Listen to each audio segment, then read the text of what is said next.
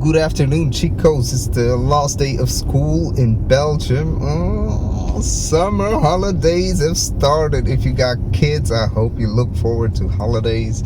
If you got time to spend time with family, that's the most amazing thing that you can do this summer. And be grateful and thankful for everything that you have. As usual, we will continue with the analysis of what's going on in Ukraine. I've had a wonderful discussion and it will air shortly. I've had a conversation with Stanislav Krapnik. You've probably seen his interviews on YouTube, on different channels. We had a conversation a few days ago. It will be uploaded soon enough. We had a nice conversation. For those who don't know, he's from Lugansk. He is from Ukraine. And he's very much on the Russian side of things, and it was wonderful to hear his perspective. He's currently touring down near the combat line. We pray for his safety. We thank you again for joining us. So, my dear friends, let's see what's going on in Ukraine. It's been a while since I've had my update. I will tell you what's going on in Ukraine. A lot is going on. Ukraine has been using a lot of drones to attack Moscow, to attack different refineries in Russia. They've been using their Hornet drones made in the United States, coming from the US and other places. You know, they have drone facilities or manufacturing facilities across Europe and in Ukraine. And these have been used in situations against Crimea, against fuel tankers, trailer trucks, gas stations, and all these different things that we see getting destroyed on Crimea. It has led to some sort of fuel shortages. It has led to tourists running back to Russia. It has led to some bridges being damaged and therefore putting some pressure on the on the Russian logistics on the peninsula. Now, while we sort of knew that this would happen because Ukraine for the last 3 years had been building up this kind of drone capacity and placing orders across EU, across different factories to get their ammunition and ordnance that they require to carry this. And over the last 6 months they've been using a lot of these drones to attack different kind of targets, including air defense, things like Panzers, Tor missiles, things like occasionally the S-400 and a few other things that have been destroyed. That has created certain gaps in the Russian air defense architecture that has allowed for certain missiles to slip through, certain drones to slip through and hit places in Moscow. Now, for the volume of drones that they use, a lot of them recently, at least in Crimea, have been impacting. They've been using newer kind of drones that use inertial navigation. They don't really rely on GPS and therefore are a lot more harder to intercept, and they need to be intercepted kinetically, usually by other drones. And the Russians are slowly ramping up production on those as well. So you see a lot of drones being used and occasionally a refinery catching fire. Now, that has indeed resulted in higher prices for fuel in Russia, and in some places there have been shortages. For those who keep wondering, the Russian army is in its lost legs, it's about to lose Crimea, I think it's a massive cope. It's extremely naive.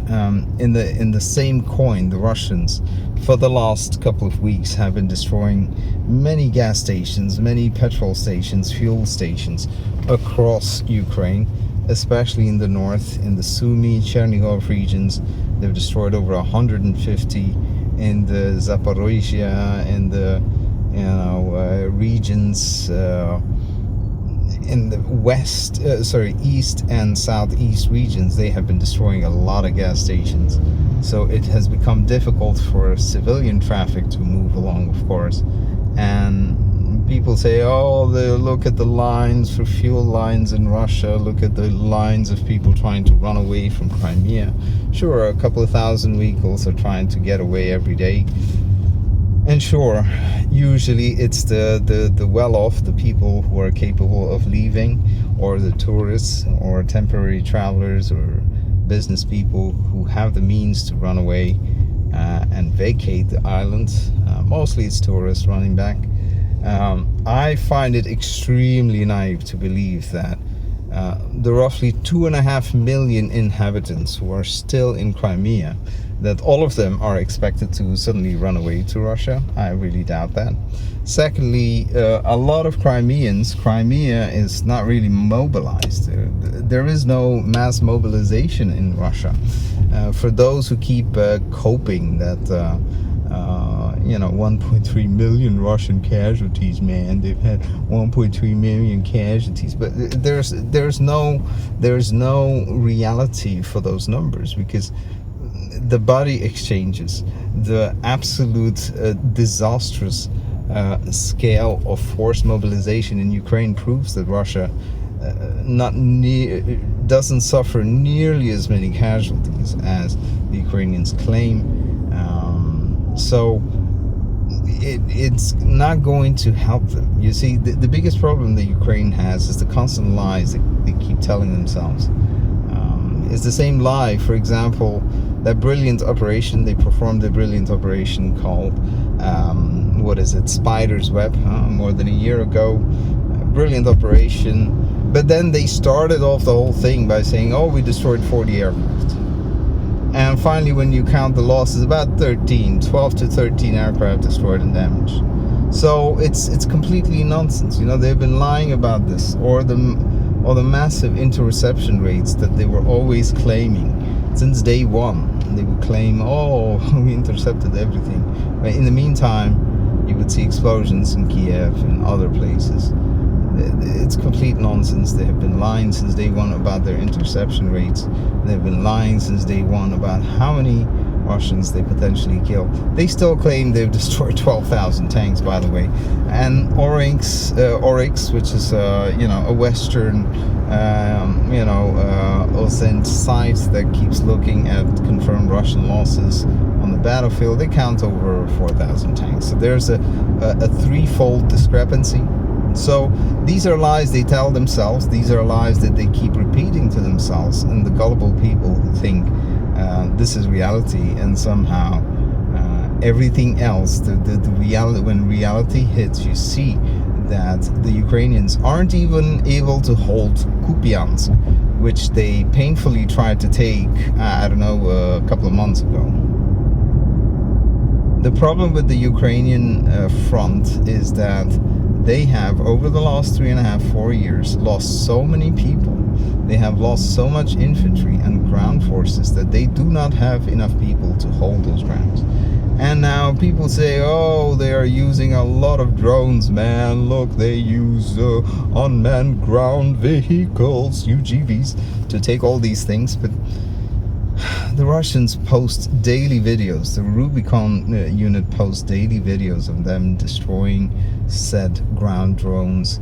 The ground drones are nice for maybe holding territory, but the moment they fire off the weapon, an FPV will probably detect them and destroy them. So they're not game-changing things at this point. I think the battlefield over the last 4 years has already evolved at such a pace that ground drones are, while useful to a certain extent, I don't really see them shaping the modern day battlefield, because FPV drones are just so cheap and enormous, numerous in numbers. And for those who keep claiming, oh, Russia is having a bad time, well, Ukraine has been having a bad time since day one of this war. The Ukrainians introduced the FPV drone. 3 months later, the Russians were already out producing them.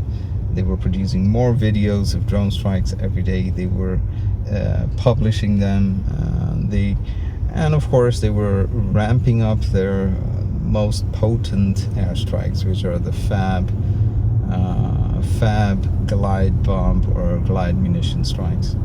And these are getting deadlier and deadlier. They recorded about 500 such strikes in the last week, which means you're about to achieve an average of, well over, 3 to 5,000.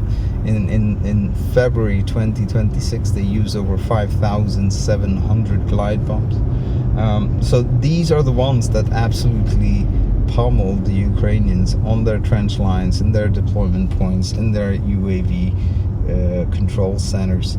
The Russians have been absolutely pummeling the Ukrainians. There's just no math where Ukraine can match that capacity. And secondly, Ukraine is about to have the worst time in its existence, because the Russians have decided, or there's been a directive to increase those number of airstrikes from the current rate of about 5,000 a month to about 15,000 a month. So you're talking about absolutely saturating every piece of real estate on the front with precise heavy-hitting munitions. And there's some really clever people on Twitter. A guy named Clement, who goes around and maps every airstrike and suggests that, okay, there have been 1,200 airstrikes in Sumy and all these things. And then he goes on to say only 15% are effective, which is kind of retarded. Because, how can you be so smart and not be so stupid at the same time when you say that the glide munition, which is impacted, which is released from an expensive platform, which is put at risk, has to fly potentially into zones which could lead to Patriot or IRIS-T or any one of these surface-to-air missile ambushes. So you need to be careful, because S-34s have been shot down in the past by Patriot ambushes. So do you mean to say they're sending out their fighter jets with their heavy bombs to drop on empty targets? No, of course not. 80% of those targets hit. When they hit precisely. If they hit precisely, 80% of the time there's somebody in there, and there's a vast possibility that it's a squad, it's a platoon, or it's a considerable size of force that just gets liquidated very fast. So it's a coping mechanism. You see it if you follow the war on Twitter. You see the daily stream of people being forcefully mobilized in Ukraine. Thousands of them, hundreds of them every day, forcefully against their will. Ukraine has had over 300,000 or approaching 350,000 cases of desertion, of people going AWOL. The math, my friends. Russia has maybe 40,000 cases of desertion. The math is completely nowhere in the same league. So for those who keep believing that, oh my God, Russia is losing. No, Russia loses maybe one soldier for every 6 or 7 Ukrainians KIA. And the Ukrainians already lost 8 to 9 million people to the European Union. The people who ran away, those with families, with children who want nothing to do with the war, just ran away. And they are living now in the European Union, and many of them will never return to Ukraine. Okay, Ukraine lost at least 2 to 3 million people, at least 3 million people, I believe, to Russia. Those Russo-Ukrainians, people who used to speak Russian and became Russian citizens. The Russian population has actually increased since the war started. The Ukrainian population has dropped from at least 37 million to 22 to 25 million, 22 million. That is a catastrophic demographic fall, okay? Birth rates in Ukraine are at the worst in ever. Okay?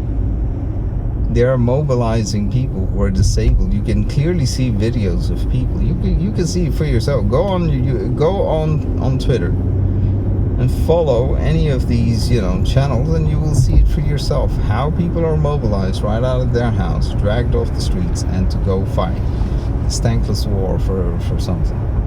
No, this war is catastrophic. The longer they fight, both sides lose men and equipment. But Ukraine continues to be decimated on a daily basis. They have lost Konstantinovka.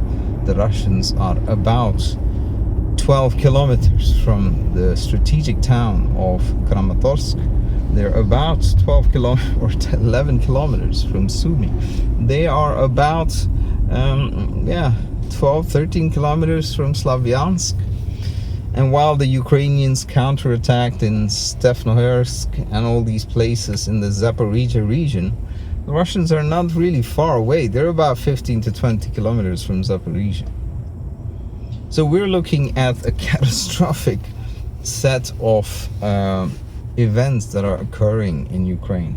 The longer Ukraine continues this fight, the more decimated it gets, the worse it gets for it. Yes, the Ukrainians the last weeks were celebrating when Moscow was burning and the oil refinery caught fire. And yeah, sure, that was a wake-up call for the Russians. But I think the Russians, in the meantime, have been keeping the contact line quite busy with their fabs, with taking out gas stations and things like this, taking out certain bridges. And they have been moving across the front. They've been moving in the Sumy region, they've been moving in the Kharkov region, they're moving slowly in the Kramatorsk area. So overall, it's a terrible thing. And people from Ukraine continue to lose their lives, continue to be forcefully mobilized, continue to be pushed into vans in front of their kids, in front of their mothers and grandmothers and wives. I just saw a video this morning of a young teenage girl being pulled off by the TCC or the TSK, whatever they want to call them, the mobilized, the recruiters who go around snatching people. For some reason, I think she was protesting her boyfriend being taken away, and she gets taken away too because she tried to stab one of them or something. So it's a tragic situation, and I think this war needs to stop.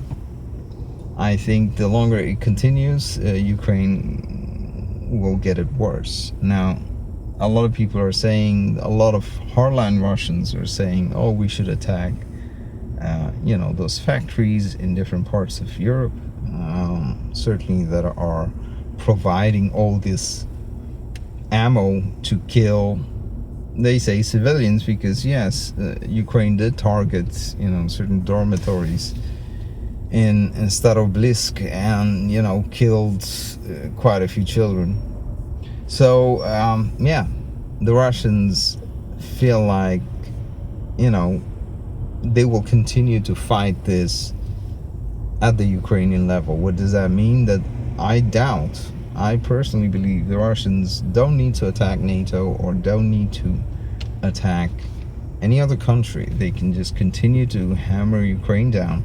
And I think that will be their best option, because you see, why would they hit NATO? I don't see it happening. There's a lot of rhetoric about it that is to warn these certain people that, hey, watch yourself, don't do shady stuff in Ukraine. You already are doing enough. It's just, we can go totally crazy on you. But instead, I think the revenge for Moscow burning will be in the form of a mass missile strike, because the Russians actually have been quite idle when it comes to missile strikes for the last, 15 days. They've been collecting missiles, maybe replenishing them. All warfare happens anyways with gaps in active phases, because of the fact that you're constantly having to replenish your stocks, right? So it's possible they're just waiting, amassing a huge strike, and they will continue to do that. And Putin said, yes, there will be a lot of strikes, and Lavrov said it too. I remember the first time I made a beat, I had a cassette player in my grandma's crib. I didn't have all, this. And so that, my dear friends, is going to be causing Ukraine a lot of problems, because the Russians are just about to dial up the tempo. They're going to be using a lot more fabs. They're going to be using a lot more missiles. They're going to be going after colonels and general staff of the Ukrainian army. For some reason, the Russians never used to brag too much about assassination of people. Alexander Mercouris had a wonderful section about it, and he points it out rightfully that for years the Russians haven't really assassinated or tried to assassinate a lot of people in the Ukrainian high command. It seems to me that that is going to be coming off because the Ukrainians continue to assassinate people when they can. So yeah, the Russians, I think, are just gonna take one of the gloves off and start to, because let's be real, the glove when it comes to Russia, Ukraine has never been off from the Russian side. Never. I mean, the Russians are on any given day can do a lot worse. Okay, understand this. If they're using 500 to 700 glide munitions on the front every day, even if a part of them are redirected towards Kiev, that would be a devastating day. Okay, if you were to be hit by about 100 FABs in a day or in a week in Kiev, you will feel the absolute disaster. Okay, so this can go a lot worse, and Ukraine doesn't seem to be one to negotiate at all, doesn't want to recognize the reality that they already lost this part, and then continuing to fight this will only result in them losing more. Now, are we expecting, people in the naval fellas, like, I don't understand the fellas, the naval fella, the bandera fella, everybody who puts a fella in the Twitter, the fellas, I call them the soy fellas, for valid reasons. I don't understand. Are you expecting that those guys are going to walk all the way to Crimea? I mean, you cannot hold on to Kupiansk. You barely hold on to Stepnohorsk and all these places that you just liberated. And you are thinking that you are going to go all the way to Crimea based on what? The vast majority of Crimeans are not mobilized. The vast majority of them really hate Ukrainians, especially those ethnic Russo-Ukrainians who've been living in Crimea, Mariupol, all these places. Mariupol has 200,000 people. They're not running away. Okay, if you start to make inroads towards them, you will see a huge mobilization in those regions, and you will have an equal number of people ready to defend it. People forget that. Russia hasn't mobilized for the most part. They've mobilized once. They've mobilized 300,000 in the year 2022, which led to those ranks slowly being filled in early 2023 and so forth. Russia hasn't really mobilized. They continue to fight with Wagner, which are ex-prisoners, and Wagner, PMC folk. And then they continue to fight with DPR, LPR. These units are usually the ones manning and watching over all these, traps from the contact line down all the way to Mariupol, down all the way to Crimea and all these places. You have a lot of Ukrainian Russians, Russo-Ukrainians, who are defending these places. And they hate the Bandera-style Ukrainians that are currently waging the war. And for those who keep saying, oh, no, there are no Nazis in Ukraine.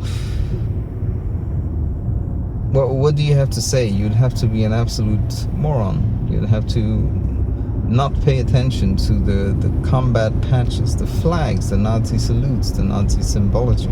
You find them on tattoos. You find them on prisoners of war. You see them on their flesh. You see them giving the Nazi salute. There has been articles of Dutch International Legion guys who came back from fighting in Ukraine and clearly claimed that, yeah, the Nazi salute was very common. So we in Europe, since I'm in Belgium, I'm a Belgian citizen, I can say this, we in Europe continue to fight, we continue to arm and give money, funds, finances, materials, warlike materials to Nazis. And that's a terrible thing. Your grandfathers in Holland, in Belgium, your grandfathers in France, your people that struggled and suffered under the Nazi occupation are turning in their graves. Aren't they not? I mean, you would have to. The whole world, Americans had to mobilize. UK had to mobilize. You had to get 2.5 million British, Indian, back before independence, Indians to come fight for you in France, in Italy. If you are in Belgium, you can go to Ypres, a beautiful place, which has the memorials for all these people who passed, and you will see the Indian soldier too. You will see the unmarked grave of the Indian soldier that fought for the Europeans back in World War I and II. And now you're telling us that you're back supporting the same kind of ideology. You cannot even take it into your bureaucracy and to say, you know what, Mr. Zelensky, sir, we can give you the money. We can give you the 90 billion, right? The 90 billion. Money, what is 90 billion between friends? But friend, amigo, yo, homeboy, you need to take down the gay Nazi flag. You cannot keep it. You can't say that shit. I mean, like, really? Those, there's that saying, he who plays the piper pays the bill, something like this. What is that? Put it in the chat if you know the saying. You know what I mean. He who pays the bill pays the ba. You know what that is. Do it. Search it and put it in the chat, okay? That's exactly what I'm talking about. You are financing them at the very least out of decency for your ancestors in Germany, even in Germany, because what happened after you got totally defeated? You had the worst morale, you had a complete depression, you had economic depression, you needed bailouts, you had to pay reparations, you needed a Marshall Fund. Do you in Germany today tolerate, if I were to walk down the street with a Nazi flag, would you tolerate it in Germany, or would you put me in prison rightfully, or charge me at the very least with a hate crime or something? Don't you do that already? So why would you allow, an army, a force that openly, even today, even the other day, was wearing the Zelenju was wearing. You saw that. You saw that. You saw what I did there. I respect all the Jews. I got Jew friends, okay? I'ma say it like it is. But if you're telling me that this boy over here is wearing Nazi symbology, awarding, Azov and all these different battalions that openly wear the Nazi symbols, at the very least, what Europe should do is make your aid conditional. And I'm very glad the Polish finally grew some, cojones, and finally said, you know what, enough of this. Aren't the Polish very unhappy with the UPA and the Bandera stuff that's happening right now? Of course. Why would the Poles take it lying down? Why should you? Why should you arm this enemy? Why should you, potentially give them aid? And for what? For what? There are the same people, the Banderites, who, committed unforgiven atrocities in Poland. Unforgivable. Okay. And you not just pander for them, you allow their drones to hit and kill your people. Are you out of your mind in Poland? Come on now, grow a spine. Grow a spine if you're in Europe. You need to be electing leaders who know how to negotiate, who know how to perform diplomacy. And not people like Mark Rutte, of all people. I mean, imagine Mark Rutte, the most useless of politicians who has ever been. Maybe he was a good prime minister, maybe he was liberal, maybe he was good for the economy. I don't give a shit. Okay, I didn't follow his presidency like that. But you would have to be an absolute nincompoop if you do not know how to deal with Lavrov. Lavrov is a giant in terms of global diplomacy. You are unworthy to sit in his presence.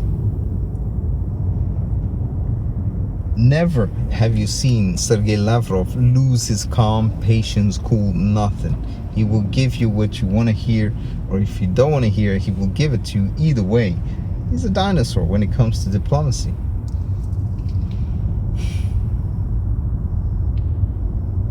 And Russian diplomats on any given day run circles around these people, whether it's Peskov, whether it's all these people. Yeah, absolutely. Absolutely. Absolutely. Just like the Indian foreign minister, Mr. Jaishankar.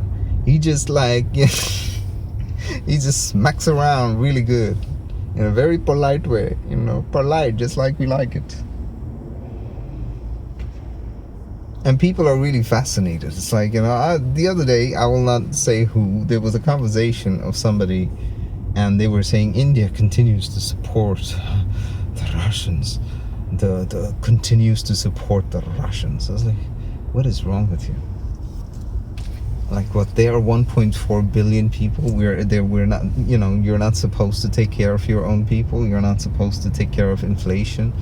Okay, you sit in your fancy car, living in Europe, living in luxury probably, and then you're saying, God, how does it matter? No, it does matter. And I gave him the analogy of how many years ago there was a time where the price of onions went up to, 100 rupees. It went from 15 cents to €1. The government collapsed, okay? Because of the price of onions. That's a fact. Go look it up. People don't play around when it comes to inflation, especially in developing countries. And for all means and purposes, India is a developing country, and they're not going to be caring about your feelings. And they are not ridiculously stupid to understand that, well, Russians and Ukrainians are essentially people with shared history with... They've lived there, even if for decades, as an independent country. Since the 90s, they've been together as a country. Okay, they could have just remained neutral. They could have just not banned Russian. They could have just dealt with Minsk. Implement the Minsk. Allow the people of Donetsk and Donbass have their autonomy, speak their language, remain part of Ukraine. What the hell? And have historically open, trade relations with the Russians, which are family. It's like Belgium. Belgium has the Dutch part and the French part. What would happen if you suddenly woke up one day and say, you know what, French is not, it's banned today.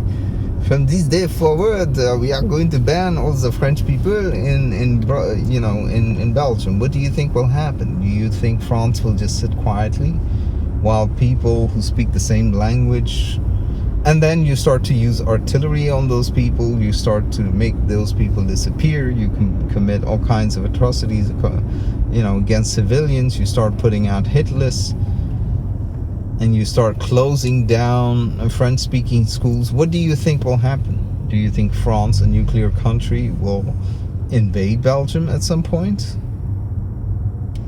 Or will it just sit quiet and watch while its people, French-speaking Belgians, are being massacred? No, of course not.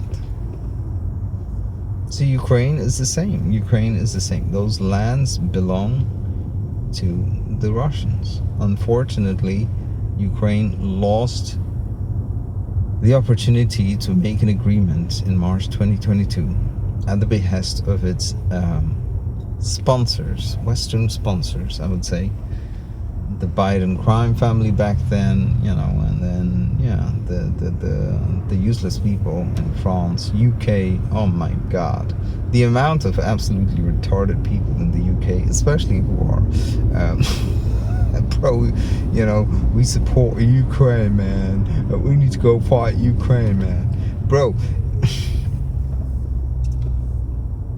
the delusion, it's absolutely insane. It's incredible. It's incredible. We need to be ready to fight Russia. Really, bro, your army fits in a stadium. The British army would struggle to fit a Super Bowl stadium. That's the reality. Okay, you cannot do shit. Okay, you have like 4 submarines and they will sink it. You have one nuclear base called HMS Fastlane or something near Scotland. They will drop like 3 Oreshnik on it, and yeah, most of your nukes would be buried. What are you talking about? They could snipe you from a long way off and you would be sitting ducks. Okay? Without America, y'all are screwed, man. And America ain't taking shots for y'all. Let me tell y'all this. I ain't an American, but let me tell you this. America is very self-centered. Very much America first at the moment. Rightfully so, because for the last 40, 50 years, the American people were totally ignored. Useless wars were created. Another useless war is being continued, even though the president,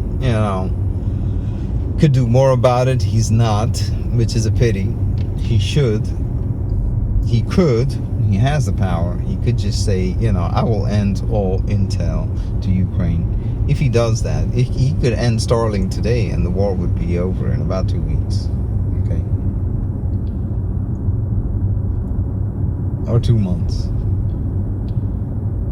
This war continues, and this war, Ukraine has any success at all is because of the United States intel that comes thanks to space-based assets, AWACS, and intelligence gathering aircraft. They call it NATO, but NATO is America. Okay, for those who keep wondering, NATO, yes, we are powerful. 68 to 70% of your equipment in the EU today is all American. Okay, which essentially means you have that's majority.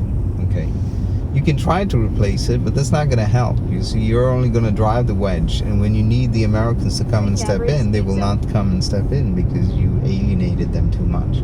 And you say, you know what? Who needs the Americans? Well, without the Americans, you will not be able to fight. It's pretty much very clear of that. Who are you going to follow? Nobody. None of. Who is the leadership? Who is a leader in the EU that you would follow all the way to World War III? No, there's not a single person. Okay, there's not one candidate. Okay, you think Macron is gonna lead you through World War II, World War III? You crazy? No, so that's not happening. Macron is not gonna save. He barely. Let me put it this way: the French cannot even clean up Saint-Denis. Saint-Denis is an area in France, much like an area in Paris. Sorry, much like Molenbeek in Brussels. You don't go there unless you bring heavy toys. Okay, you don't go into those places. Okay, and you want to fight the Russian army? Are you out of your mind? No, leave them alone. I would argue, and this is the best path forward, and this will cost you. Let me tell you something. When I open my mouth, if you pay heed to this advice, you will automatically, especially if you're an EU leader, you will automatically save billions. If you say today, you know what, I will write it down, like Bart Simpson I will stop sending money to Ukraine. Okay, write it down on the board like 100 times, like Bart Simpson. Now, what do you think will happen?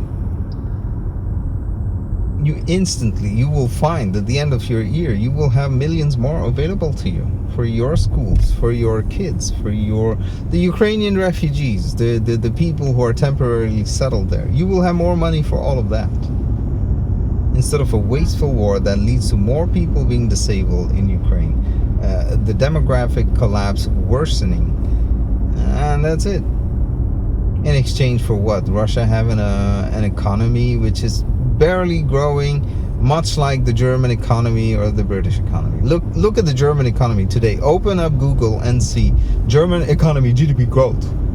0.3%. 0.3% for the year 2026. 0.5. You're lucky if you're getting 0.7. Okay. It's the same for Russia. I'll say about Russia. Russian economy is smaller than Italian. The Italian economy is better. You know, they are smaller. And you'd have to be a complete nincompoop to say something like that. Yes, in nominal GDP, USD value terms, sure. But Russia, if you don't know, doesn't deal in dollars. They deal in rubles. And when you put it in equivalent rubles, you will know that the Russian economy is the 4th largest in the world. 4th or the 5th. That's it. Facts. It's a $7.2 trillion equivalent economy, which is bigger. Nominal value. Nobody gives a shit, okay, about nominal values, okay? The real economy works on real local currencies. Just like Indian economy. If you're saying Indian economy is somehow, you know, in nominal terms smaller than another country or something. No. Which is why you will never... if that's the way of economic thinking, you will never understand why Russia continues to, get along even in a tough time. You will therefore never understand why Russia continues to have very high employment rates. Okay? Russia has extremely, very low unemployment rate. Look at the unemployment rates in Finland. The Finnish people, especially, there are a lot of Finns, naval fellas, bandwagon. There are a lot of Finns, unfortunately. It's a pity. You have 12.7%. It's the highest unemployment rate in all of Europe, and you would think for some reason it would be in Eastern Europe or something. You would assume, if you listen to that figure, that rate cannot be true. 12% in an advanced country like Finland? What? You would think an unemployment rate like that would be visible in a war-torn or a cartel-infected place like Mexico. But guess what? Mexico has a lower unemployment rate than Finland. So where's your focus? You see, I am driving a beautiful, stunning car. It came from work, it came from hard work, it came from focus. You will have a lot of success as an economy, as a country, if you focus on your internal issues, if you focus on your internal challenges. What happens when you get a useless, absolutely useless person like Mr. Stubb from Finland, who keeps showing up for no reason? I don't know why this guy shows up. He's like, yeah, Russia. Bitch, shut the Who are you? Like, who asked you anything? You're Finnish. Like, you're borderline irrelevant in terms of people, population, economy. Like, you're up north. Like, we in the European Union, if I don't see the map, I can't place you. I only know you're next to Russia somewhere. That's the relevance of Finland. And apparently there are our newest neighbors in NATO. Yeah, we are going to fight together and die together. No, thank you. I would rather people all just, you get a job. How about that? That's the reality we live in. Spain. Look at Spain. 8% unemployment rates. And you're talking about Russia. Belgium, 47 billion in deficit. You're talking about Russia. Shut it. Shut your mouth.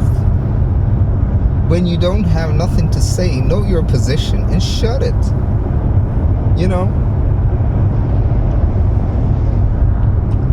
Like if I was in a room full of billionaires, right? If I was in a room full of billionaires, I'm not a billionaire, so I need to be there. I would just keep quiet and listen and pay attention and try to learn. It's the same in Europe. Shut your mouth. UK, shut it. You have like wait times of 9 months, 10 months for a surgery. For a surgery, my friends. Just a knee replacement. You could wait 9 months. You could die in the meantime, but you have to wait 9 months for a surgery for your knee, by the way. For your hip replacement. Hello. And you're talking about Russia? France. You cannot have a football game without the whole city on fire.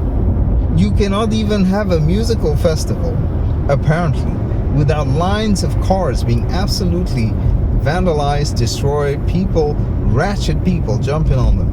And you're talking about going to war? Really? Really?